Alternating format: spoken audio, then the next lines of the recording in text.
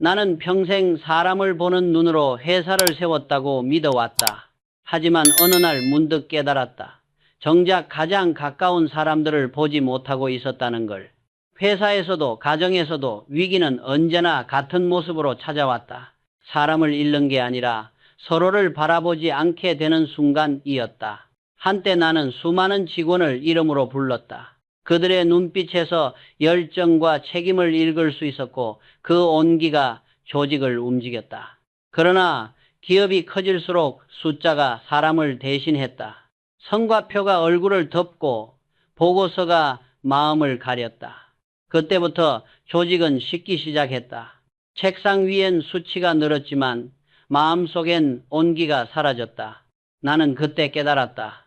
사람을 직접 보지 않으면 결국 품질이 무너진다는 것을. 기계가 멈추는 이유는 부품 때문이 아니라 그 안에 사람의 마음이 식어서다. 그건 가정도 다르지 않았다. 퇴근 후 집에 들어와도 서로의 얼굴을 보지 않았다. TV가 대화를 대신했고 휴대폰이 시선을 가로챘다. 식탁에 앉아 있어도 대화는 습관처럼 흘러갔다. 그저 오늘은 어땠어? 라는 형식적인 물음만 남았다. 아내는 조용했고 나는 바빴다. 그렇게 매일이 반복되었다. 그때는 몰랐다. 우리가 점점 서로를 잃고 있다는 사실을. 회사의 품질을 지켜내기 위해 수천 번의 현장 점검을 했던 내가 가정의 품질을 점검하는 법은 잊고 있었다. 직접 보고 직접 듣고 직접 느껴야 상황을 안다고 늘 말했지만 가장 중요한 가정의 현장감을 나는 놓쳤다. 가정도 경영과 다르지 않다. 사람을 보지 않으면 냉기가 돌고 시선이 끊기면 온기가 사라진다. 그 순간부터 대화는 의무가 되고 마음은 보고서처럼 딱딱해진다. 나는 지금도 후배들에게 이렇게 말한다. 회사든 가정이든 숫자가 아닌 사람을 보아라. 이 단순한 진리를 잃는 순간 관계는 무너지고 품질은 흔들린다. 결국 인생의 모든 실패는 시선을 잃는 거에서 시작된다. 그날 이후 나는 내 삶의 모든 현장에서 한 가지를 되새겼다. 보아야 한다. 직원을 볼 때, 가족을 볼 때, 스스로를 볼 때, 그 시선이 살아있는 곳에 따뜻함이 피어난다. 그리고 그 따뜻함이야말로 가정의 품질을 지키는 유일한 기술이다. 그 시절 나는 매일이 전쟁 같았다. 새벽에 출근해 밤늦게 돌아오고 회의가 끝나면 서류를 들고 집으로 향했다. 식탁 위에도 문서가 있었고 대화보다 숫자가 내 머릿속을 지배했다. 나는 가정을 지키기 위해 일한다고 믿었다. 그러나 그 믿음이 어느새 가족을 멀어지게 만들고 있었다. 어느 날 아내가 조용히 말했다. 요즘 당신 나를 안 봐. 그 한마디가 내 가슴을 세게 쳤다. 그 말에는 서운함도 원망도 없었다. 그저 외로움이 있었다. 그 순간 나는 깨달았다. 나는 세상의 수많은 사람들에게 시선을 주면서 정작 가장 소중한 사람의 눈을 마주하지 못하고 있었다는 사실을. 그날 이후 나는 결심했다. 아무리 바빠도 아침마다 아내의 얼굴을 본다. 피곤해 보이면 괜찮아 라고 묻고 웃고 있으면 오늘은 기분이 좋네 라고 말한다. 단 몇 초의 시선 교환이지만 그 몇 초가 우리 관계를 살려냈다. 사람의 마음은 거창한 말이나 선물보다 눈빛 하나에 녹는다. 사랑은 말로 시작되지 않는다. 서로의 눈을 바라볼 때 거기서 생겨난다. 나는 기업에서도 같은 경험을 했다. 회의실에서 아무리 훌륭한 보고서를 듣더라도 직원의 눈빛이 죽어 있으면 이미 품질은 무너진 것이다. 공장의 기계보다 사람의 표정이 더 정확한 품질 지표였다. 그 눈빛이 식으면 회사는 서서히 썩는다. 가정도 똑같다. 말보다 눈이 먼저 진심을 전한다. 서로를 바라보지 않는 부부는 결국 존재를 부정당했다고 느끼게 된다. 그게 마음의 벽을 만든다. 보고 있음은 단순한 동작이 아니라 상대에게 당신은 나에게 중요하다는 가장 깊은 표현이다. 나는 뒤늦게 깨달았다. 그 한마디, 요즘 당신 나를 안 봐. 그건 나의 실패를 알려준 가장 정직한 경고음이었다. 그날 이후 나는 숫자보다 사람을 문서보다 얼굴을 보기 시작했다. 그게 내가 배운 사랑의 경영 첫 번째 원칙이다. 나는 오랫동안 성공의 비밀을 큰 결정에서 찾았다. 그러나 세월이 흐르며 알게 되었다. 사람 사이의 관계든 회사의 품질이든 진짜 변화를 만드는 건 언제나 작은 습관이었다. 사랑도 다르지 않았다. 대단한 말, 값비싼 선물, 거창한 이벤트가 아니라 매일의 짧은 눈빛 교환, 따뜻한 손길, 그리고 마음을 담은 한 번의 응시에서 시작된다. 아내와의 관계도 그렇게 되살아났다. 서로의 눈을 바라보는 그 짧은 순간이 하루의 피로를 녹이고 마음의 문을 열었다. 아침에 잘 잤어? 하고 묻는 대신 그저 미소로 바라보는 일, 그게 가장 깊은 대화가 되었다. 나는 삼성의 공장에서 같은 원리를 보았다. 분량이 늘어날 때마다 나는 이렇게 말했다. 문제는 기계가 아니라 마음이다. 작업자의 마음이 식으면 품질은 무너진다. 가정도 똑같다. 대화가 끊겨서가 아니라 서로의 눈이 식어서 냉기가 돌기 시작한다. 사람은 눈으로 사랑을 느낀다. 그 눈이 나를 향하지 않을 때 우리는 존재를 부정당한 것처럼 느낀다. 그건 부부 사이뿐 아니라 부모와 자식, 친구, 동료 사이에서도 같다. 나는 어느 부인의 말을 잊지 못한다. 남편이 매일 집에 있는데 공기 같아요. 그 말은 내 마음을 찔렀다.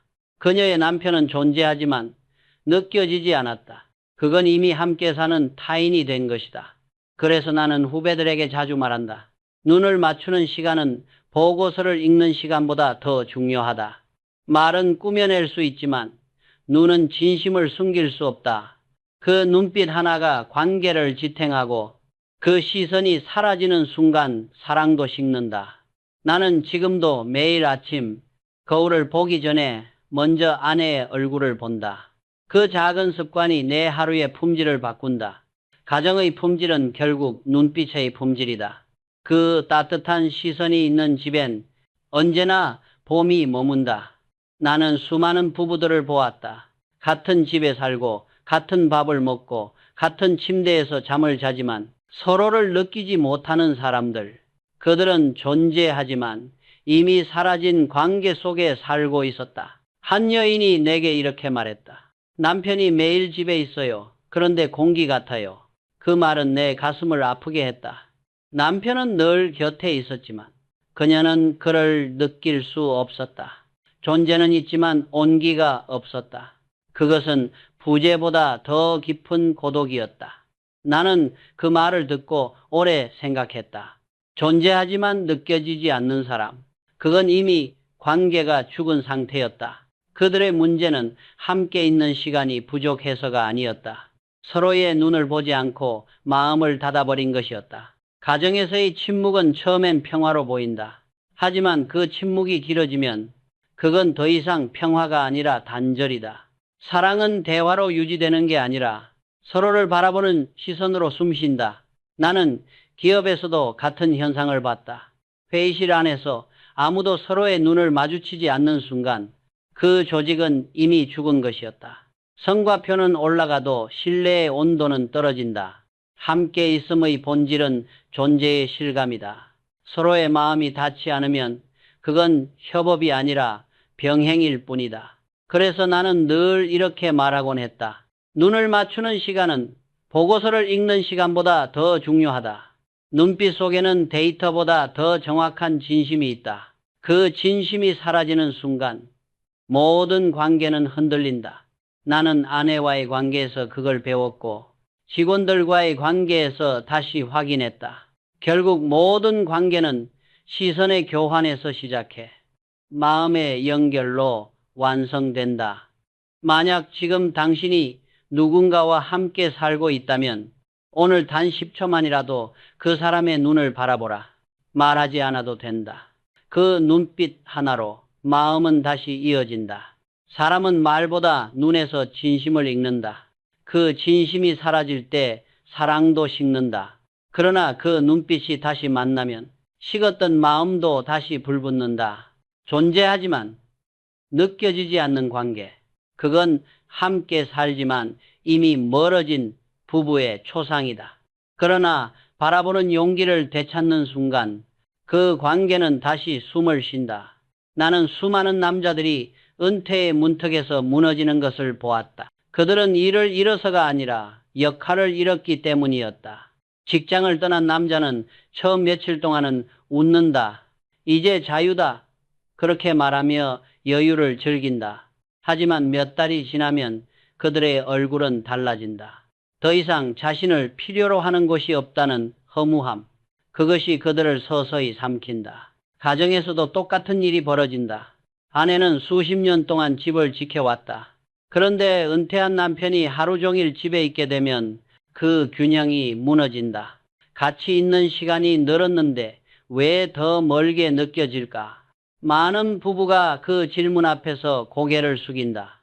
나는 오래전부터 그 이유를 알았다. 그것은 단순히 시간의 문제가 아니라 역할의 부재였다. 사람은 누구나 자신이 쓸모 있다고 느낄 때 살아난다.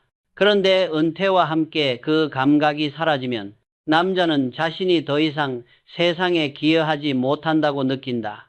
그때부터 불안이 시작된다. 회사에서 중요한 결정을 내리던 사람도 가정에 들어오면 방향을 잃는다.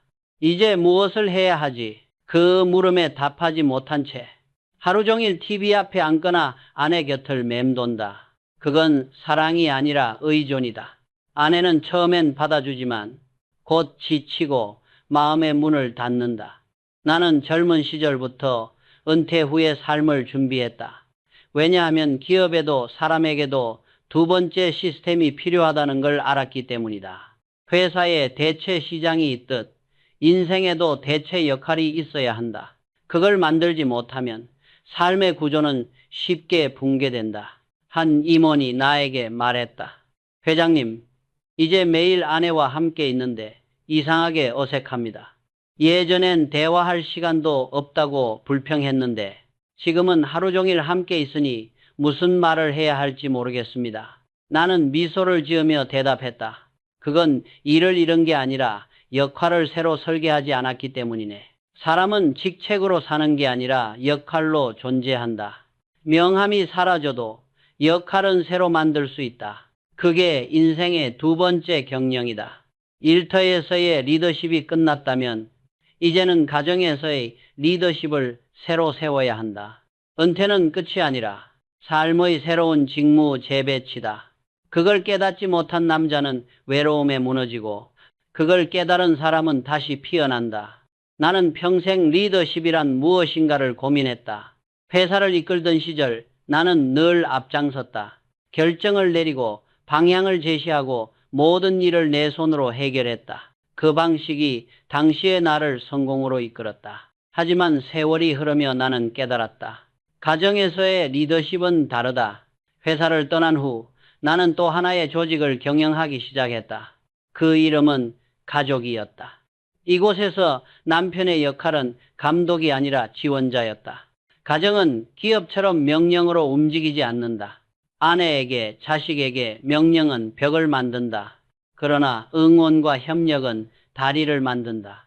리더란 앞서가는 사람이 아니라 뒤에서 모두가 잘 갈 수 있게 조율하는 사람이었다.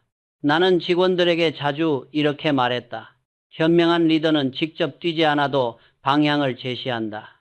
그 말은 이제 내 삶의 중심이 되었다. 가정에서도 남편은 더 이상 일꾼이 아니라 가족을 하나로 묶는 조율자가 되어야 한다. 청소를 돕는 일, 식사를 함께 준비하는 일, 하루의 계획을 함께 세우는 일, 이 단순한 행위 속에 진심이 담긴다. 아내는 남편이 일손을 거두는 걸 바라지 않는다. 그녀가 바라는 건 나를 이해하고 함께 하려는 마음이다. 내가 집안일을 나누기 시작했을 때 아내는 말하지 않았지만 미소가 달라졌다. 그 미소 하나에 수십 년의 거리감이 녹았다. 그때 나는 깨달았다. 가정에서의 리더십은 말이 아니라 참여로 증명되는 것이라는 걸. 한때 나는 회의실에서 조직의 위기를 다뤘다. 이제는 부엌에서, 거실에서 가족의 위기를 다뤘다. 현장에서 직원의 손을 잡던 것처럼 이제는 아내의 손을 잡고 하루를 시작했다. 그 순간 내 마음이 편안해졌다. 은퇴한 남편이 가장 먼저 배워야 할 건 돕는 법이다. 돕는다는 건 단순히 일을 대신하는 게 아니라 상대의 마음을 지탱해 주는 것이다. 그게 바로 인생의 두 번째 리더십이다. 이제 나는 후배들에게 이렇게 말한다. 집에서는 회장님이 아니라 조율자가 되라. 당신의 리더십은 명령이 아니라 배려로 완성된다. 회사의 성공이 시스템의 품질에 달렸듯 가정의 평화는 마음의 품질에 달려있다. 그 품질을 유지하는 가장 좋은 방법은 함께 살아가는 사람을 돕는 용기를 잃지 않는 것이다. 나는 회사를 떠나던 날 많은 사람들이 내게 물었다. 회장님, 이제 쉬시겠습니까? 그때 나는 미소를 지으며 대답했다. 이제부터는 가족을 경영할 때입니다. 그 말은 농담이 아니었다. 가족은 내 인생의 마지막이자 가장 중요한 조직이었다. 삼성을 세울 때보다 더 어렵고 더 정직한 경영이었다. 왜냐하면 가정은 숫자도 보고서도 실적도 통하지 않기 때문이다. 가정의 경영은 진심과 신뢰로만 유지된다. 나는 깨달았다. 직함은 사라져도 책임은 남는다. 회사를 떠나도 가정을 떠날 수는 없다. 가정은 인생의 마지막 현장이며 그곳에서 우리가 지켜야 할 것은 단 하나 신뢰였다. 많은 남자들이 은퇴 후 갑자기 찾아온 공백을 두려워한다. 그러나 진짜 문제는 일이 아니라 마음의 방향을 잃는 것이다. 가정의 중심을 다시 세워야 하는 시기. 그때 필요한 건 리더의 태도가 아니라 감사의 마음이다. 나는 어느 날 아내에게 이렇게 말했다. 당신 덕분에 지금까지 버틸 수 있었소. 그 한마디가 수십 년의 거리감을 녹였다. 그 말은 단순한 예의가 아니라 그녀의 존재를 인정하는 감사의 선언이었다. 남편이 해야 할 일은 많지 않다. 단 한마디면 충분하다. 당신이 있었기에 내가 여기까지 왔다. 그 진심 어린 말이 가정을 다시 따뜻하게 만든다. 나는 평생 수많은 기업을 경영하며 위기 속에서도 회사를 지켜냈다. 그 경험을 돌아보니 가정도 결국 같은 원리였다. 위기를 막는 건 거대한 계획이 아니라 작은 신뢰의 반복이었다. 가족은 계약이 아니라 신뢰의 공동체다. 회사의 품질이 공정에서 결정되듯 가정의 품질은 매일의 태도에서 만들어진다. 함께 식사하고 눈을 마주치고 하루의 피로를 나누는 일. 그 단순한 순간들이 모여 가정을 지탱한다. 나는 이제 이렇게 믿는다. 가족은 인생의 마지막 회사다. 그 회사의 CEO는 남편도 아내도 아니다. 서로를 믿고 존중하는 두 사람의 신뢰가 그 회사를 이끌어간다. 나는 젊은 시절 고독을 두려워했다. 사람이 떠나고 일이 끝나면 남는 침묵이 무서웠다. 그러나 세월이 나에게 가르쳐준 진실은 단 하나였다. 고독은 피해야 할 적이 아니라 마주해야 할 스승이라는 것이다. 은퇴 후 나는 처음으로 시간을 마음껏 가질 수 있었다. 하지만 그 자유는 곧 공허함으로 변했다. 일이 없고 회의가 없고 전화가 울리지 않는 하루. 그 고요함 속에서 나는 낯선 불안을 느꼈다. 이제 나는 무엇으로 존재하는가? 그 질문이 내 마음 깊숙이 내려앉았다. 사람들은 흔히 말한다. 일을 잃으면 허무해진다. 하지만 나는 다르게 생각했다. 일을 잃은 게 아니라 자신과의 대화를 잃은 것이다. 우리는 늘 누군가와 이야기하며 살지만 가장 중요한 사람, 자기 자신과는 거의 대화하지 않는다. 나는 그 침묵 속에서 오히려 나 자신을 다시 만났다. 아무도 내게 지시하지 않고 아무도 내 판단을 기다리지 않는 시간. 그때 나는 비로소 내 마음의 목소리를 들었다. 그 목소리가 나에게 물었다. 이병철, 너는 왜 이 길을 택했는가? 그 물음 앞에서 나는 오래 침묵했다. 세상이 조용할수록 내 안의 진심은 선명해졌다. 그때 나는 깨달았다. 고독은 텅 빈 시간이 아니라 스스로를 다시 채우는 시간이었다. 그 시간 속에서 나는 나를 점검했고 내 삶의 품질을 확인했다. 젊을 때는 사람 속에서 행복을 찾는다. 그러나 나이가 들수록 혼자 있는 시간 속에서 평화를 배워야 한다. 고독을 피하려 하면 외로움이 되고 고독을 끌어안으면 성숙이 된다. 나는 그 고독 속에서 방향을 찾았고 그 결단이 오늘의 삼성을 만들었다. 인생도 같다. 가정이든 일터든 결국 사람은 혼자서 완성된다. 고독을 두려워하지 말라. 그 안에는 두려움이 아니라 평화와 자유가 있다. 그리고 그 자유 속에서 비로소 자신과 세상을 믿는 성숙한 마음이 자란다. 사람들은 종종 내게 물었다. 회장님은 혼자 계실 때 두렵지 않으셨습니까? 나는 미소를 지으며 대답했다. 두려웠습니다. 하지만 책임이 두려움보다 컸습니다. 나는 그때부터 믿었다. 고독은 책임이 있는 사람에게만 찾아오는 선물이라는 것을. 책임이 없는 사람은 외로움을 느끼지만 책임이 있는 사람은 고독 속에서 자신을 단련한다. 삼성상회를 세울 때도 전자산업에 뛰어들 결단을 내릴 때도 나는 수많은 밤을 혼자 보냈다. 그 어둠 속에서 내게 남은 것은 두려움과 결단뿐이었다. 그러나 나는 그 고독을 피하지 않았다. 그 시간은 나를 무너뜨리지 않았고 오히려 나를 단단하게 만들었다. 고독은 냉정하다. 그 침묵은 사람의 허영을 벗기고 진심만 남긴다. 그 앞에서 나는 내 욕심을 보았고 내 두려움을 마주했다.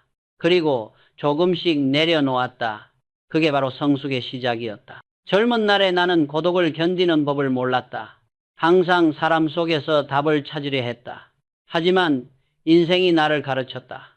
진짜 답은 내 안의 침묵 속에 있었다. 고독은 냉정하지만 정직한 거울이다. 그 거울 속에서 나는 스스로에게 물었다. 너는 진정으로 이 일을 사랑하느냐? 그 물음에 그렇다고 대답할 수 있을 때 나는 어떤 위기 속에서도 흔들리지 않았다. 사람은 누구나 언젠가 혼자가 된다. 아이들이 떠나고 친구가 줄고 일터가 사라질 때 남는 것은 오직 자기 자신뿐이다. 그때 비로소 깨닫는다. 진짜 성숙은 혼자 있을 수 있는 힘이다. 고독을 견디는 사람만이 책임을 끝까지 지킨다. 그 책임은 신뢰로 바뀌고 그 신뢰가 회사를, 가정을, 그리고 사람의 인생을 지켜준다. 나는 후배들에게 자주 이렇게 말했다. 고독을 피해 다니지 마라. 그 안에 네가 찾는 답이 있다. 고독은 벌이 아니라 인생이 주는 마지막 수업이다. 그 시간을 견딘 사람만이 신뢰를 만들고 그 신뢰를 가진 사람만이 진짜 행복을 만든다. 나는 평생 기업을 경영하며 한 가지 진리를 지켜왔다. 신용은 기업의 생명이고 품질은 기업의 얼굴이다. 그 말은 단지 회사에만 해당되는 것이 아니었다. 인생에도 그리고 가정에도 똑같이 적용되었다. 삼성의 공장에서 불량이 생길 때마다 나는 직원들에게 이렇게 말했다. 문제는 기계가 아니라 마음이다. 기계는 명령대로 움직이지만 사람은 마음이 움직일 때 진짜 품질이 나온다. 나는 이제 안다. 품질이란 기술의 문제가 아니라 신뢰의 문제다. 신뢰가 없는 품질은 오래가지 못한다.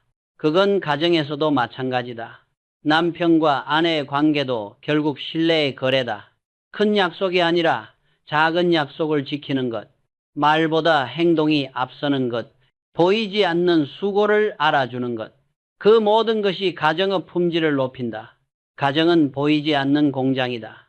대화는 그 공장의 전류이고 신뢰는 그 공장의 기름이다. 하루라도 소통이 멈추면 관계의 기계는 삐걱거리기 시작한다. 그래서 나는 늘 말한다. 가정의 품질 관리는 말이 아니라 태도에서 시작된다. 나는 젊은 시절부터 신용을 목숨처럼 여겼다. 대구에서 삼성상회를 세울 때 나에게는 자본도 인맥도 없었다. 오직 하나, 약속을 어기지 않는 신용만 있었다. 그 믿음 하나가 회사를 세웠고 그 믿음이 사람을 모았고 그 신뢰가 결국 기업을 지탱했다. 이제 나는 깨닫는다. 그 신용이야말로 가정에도 똑같이 필요하다는 것을. 가정에서의 신뢰는 사랑의 다른 이름이다. 당신이 약속을 지킬 사람이다. 그 믿음이 무너지면 아무리 화려한 말과 계획도 아무 소용이 없다. 회사의 품질이 소비자의 신뢰로 완성되듯 가정의 품질도 가족의 신뢰로 완성된다. 작은 일에도 책임을 지고 한마디를 가볍게 하지 않는 것, 그게 인생의 품질을 결정짓는다. 나는 내 생의 마지막까지 이 말을 남기고 싶다. 품질은 기술이 아니라 마음에서 나온다.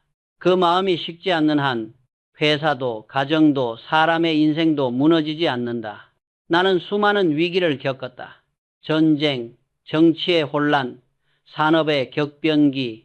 하지만 그 모든 위기 속에서 나는 한 가지 원칙을 지켰다. 문제가 생기면 현장으로 내려가라. 회사가 흔들릴 때 나는 늘 사무실을 떠나 공장으로 갔다. 책상 위 보고서보다 기름 냄새 나는 현장이 더 많은 진실을 담고 있었다. 손때 묻은 기계, 땀에 젖은 작업복, 그 속에 진짜 해답이 있었다. 왜냐하면 문제의 뿌리는 언제나 현장에 있었기 때문이다. 이 깨달음은 가정에도 그대로 이어졌다. 가정이 식어가고 대화가 끊기고 서로가 멀어졌다고 느낄 때, 그때 필요한 것은 새로운 말이나 선물이 아니었다. 그저 집으로 내려가는 일이었다. 밖에서 답을 찾으려 하면 그 답은 늘 늦게 오거나 결국 다른 길로 흘러간다. 하지만 집으로 돌아오면 아내의 얼굴, 가족의 눈빛, 아이의 숨결 속에서 문제의 근원이 선명히 드러난다. 그곳에 진짜 답이 있다. 나는 평생 사업보국 CEO 보국을 외쳤다. 사업으로 나라에 보답하겠다는 뜻이었다. 그런데 나이가 들어 돌아보니 그 말은 가정에도 똑같이 통했다. 한 집이 바로 서야 한 나라가 바로 선다. 가정은 인생의 가장 작은 나라다. 그 나라의 품질이 무너지면 아무리 큰 꿈도 오래가지 못한다. 그러니 집이 흔들릴 때 밖을 탓하지 마라. 가장 먼저 해야 할 일은 다시 식탁에 앉아 서로의 얼굴을 바라보는 것이다. 회사의 시스템이 흔들리면 점검하듯 가정의 시스템이 흔들릴 때도 점검해야 한다. 대화가 줄었는가? 웃음이 사라졌는가? 서로의 눈빛이 피로해졌는가? 그걸 확인하는 순간 이미 절반의 답은 얻은 것이다. 나는 확신한다. 인생의 모든 위기에는 귀향의 순간이 있다. 결국 돌아가야 할 곳은 집이다. 가정은 우리가 세상과 싸우고 돌아왔을 때 마지막으로 마음을 복구할 수 있는 유일한 장소다. 나는 이제 후배들에게 이렇게 말한다. 회사가 어려우면 현장으로 가라. 인생이 어려우면 집으로 가라. 그곳에 늘 해답이 있었다. 그곳에 진짜 품질이, 진짜 사랑이 숨쉬고 있었다. 인생의 끝자락에서 나는 한 가지 결론에 이르렀다. 위기는 늘 오지만 품질과 신뢰는 절대 배신하지 않는다. 그건 내가 평생 걸어온 길의 요약이자 모든 경영과 관계의 핵심이었다. 젊은 날에 나는 위기를 두려워했다. 그러나 나이가 들며 알게 되었다. 위기는 적이 아니라 시험이었다. 그 시험 속에서 진짜 가치가 드러났다. 삼성이 세계적인 기업으로 성장할 수 있었던 이유도 최신 기술 때문이 아니었다. 끝까지 품질을 지키고 사람과 사람 사이의 신뢰를 지켜냈기 때문이다. 그 믿음이 회사의 뿌리가 되었고 그 신뢰가 세대를 넘어 기업을 지탱했다. 나는 종종 스스로에게 물었다. 오늘 너의 품질은 어떤가? 그건 제품의 품질이 아니라 내 태도와 마음의 품질을 묻는 질문이었다. 가정도 다르지 않다. 가족이 서로를 믿는가? 서로의 약속을 지키는가? 그 믿음이 바로 가정의 품질이다. 품질이 무너지면 신뢰도 무너진다. 신뢰가 무너지면 사랑도 사라진다. 나는 수많은 위기를 지나며 배웠다. 사람의 마음이 식지 않으면 어떤 시스템도 다시 돌아간다. 그러나 마음이 식으면 아무리 좋은 제도도 무너진다. 그래서 나는 내 생의 마지막까지 이 한마디를 남기고 싶다. 품질과 신뢰를 지키는 사람, 그가 진짜 강한 사람이다. 돈은 잃어도 다시 벌 수 있다. 지위는 내려가도 다시 오를 수 있다. 하지만 신뢰를 잃으면 그 사람의 인생은 다시 설 수 없다. 품질은 기술이 아니라 마음이다. 신뢰는 계약이 아니라 약속이다. 그 두 가지를 끝까지 지키는 사람만이 진정한 승자가 된다. 나는 내 인생을 돌아보며 이 단순한 진리를 믿는다. 위기는 언제나 온다. 그러나 품질과 신뢰는 절대 배신하지 않는다. 그걸 지키는 사람, 그가 바로 흔들리지 않는 인간이며 끝까지 품격을 잃지 않는 사람이다.